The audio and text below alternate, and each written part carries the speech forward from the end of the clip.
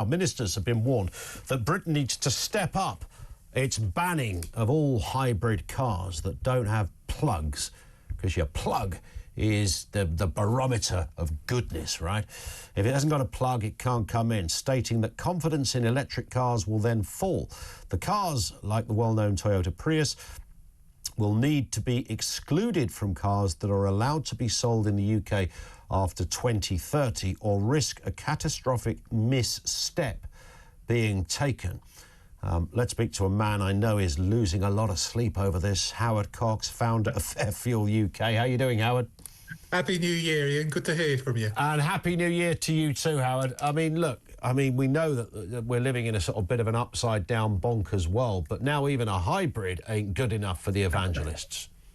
No, and I drive a hybrid. There you go. I've been driving one for about 8-9 years, and I love them to bits. They make sense. You're never caught out because you can always use the engine, you know, the fossil-fueled engine to actually charge up the battery. And when you drive in London and under 20 mile an hour, which is most of the time, yep, it reverts to electric vehicles. So it ticks all the boxes. But unfortunately, we've got clueless government and clueless spads and advisors who just so switched on to the net zero concept, the 2030 ban. Yep. And let's face it, I've said to you many times, Ian, the only way electric vehicles can succeed is to get rid of your competition, i.e. petrol and diesel vehicles. Yeah. Exactly that. It's exactly that, isn't it? I mean, what we've got here is a problem with a plug, apparently, because it's the plug, because you can get plug-in hybrids, right? But that would be allowed in, I guess, but the other sort wouldn't. I still don't get the logic in any of this. It doesn't make any sense whatsoever. I've always said that we should let, new or organically clean fuel technology evolve naturally. And that's what we should be doing because, as we said many, many times over the last 10 years, emissions have dropped massively. HGV vehicle emissions in diesel have dropped by 50%. Yeah. What would have happened if they'd allowed us to continue that development from Euro 6 standards to Euro 7, Euro 8? And at the moment, the manufacturers don't know which way to turn, which way to go. If they do not follow edicts, they're going to be fined for not meeting targets of producing electric vehicles. Where do you think this story is going to go? Because I'm thinking, 2030 is 5 years away. It's going to come round pretty quick. You'll be 43 by then, Howard. So I mean, that's what we're dealing with here. I love you, mate. I love you. Mate. So, but I just cannot see this ending well for anybody at the moment.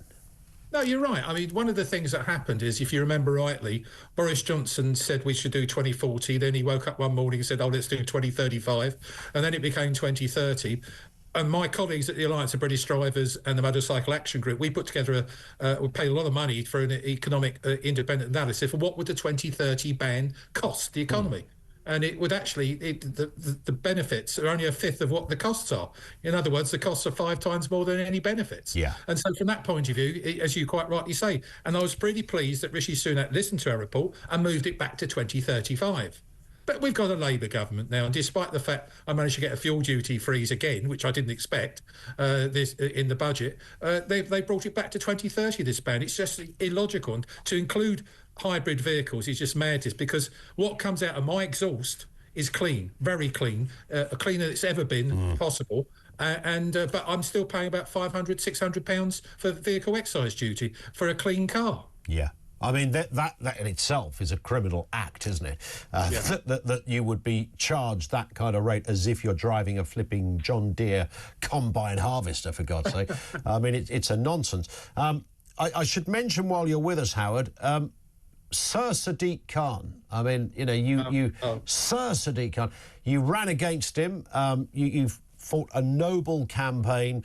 You didn't stop 24/7. You were at it diligently, honestly. You pounded the beat. You walked the streets. You tried to get the message out there. Sadiq romped home again for is that his third term in office, or I can't remember. He seems to have been there forever. It's his third. It's his third term, and now he's got a knighthood. Look, I don't want to say in fairness to him, anyone who gets a knighthood just for doing their job, I question. So he's firmly in that category. But even if you had to say, well, has he gone over and above? I'm struggling to find out where anyone would construct an intelligent argument to suggest that Sadiq Khan has gone beyond the remit of the mayor and delivered something so fantastic, it's worth making him a knight of the realm. It's astonishing, mate. And, you know, when I knew about this 4 or 5 weeks ago, where rumours were saying that he was going to be, I've spoken on your show and other shows talking about this, and it's just totally wrong. He's been rewarded for failure.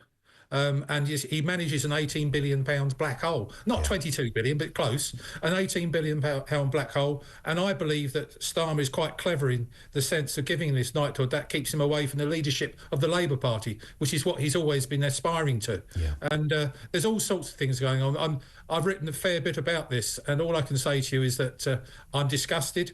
You know, the only people that should get knighthoods or any awards for those people who do things voluntarily and contribute to society in a positive way. Yeah. And there's no way he ticks that box. Spot on. Listen, Howard, we will speak again very soon. Have a cracking new year. Howard Cox, founder of Fairfuel UK, with us here on Talk.